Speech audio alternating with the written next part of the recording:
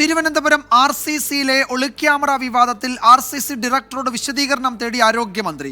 RCCയിൽ ഒളിക്യാമറ വെച്ചതിന് തെളിവില്ല എന്നാണ് ഡയറക്ടർ മന്ത്രിയെ അറിയിച്ചത്. ജീവനക്കാർക്കിടയിലെ ചേരിപ്പോരാണ് വിവാദത്തിന് പിന്നിലെന്നും വിശദീകരണം. RCCയിൽ ജീവനക്കാരൻ ഒളിക്യാമറ സ്ഥാപിച്ചതിൽ നടപടിയില്ല എന്ന 24 വാർത്തയ്ക്ക് പിന്നാലെയാണ് ഇടപെടലുണ്ടായത്.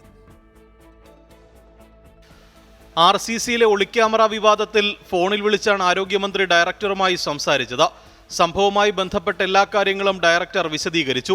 ഒളിക്യാമറ വെച്ചതിന് തെളിവില്ലെന്ന് ഡയറക്ടർ മന്ത്രിയെ അറിയിച്ചു. ക്യാമറയോ ദൃശ്യങ്ങളോ ഇതുവരെ കണ്ടെത്തിയിട്ടില്ല.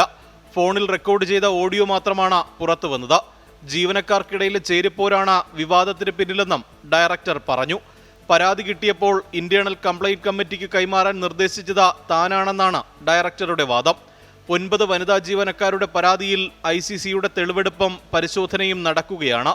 അതിനുശേഷം നടപടിയെന്നാണ് വിശദീകരണം. അതേസമയം ഗുരുതര സ്വഭാവമുള്ള പരാതി പോലീസിന് കൈമാറാത്തതിൽ കടുത്ത അതൃപ്തിയിലാണ് ജീവനക്കാർ.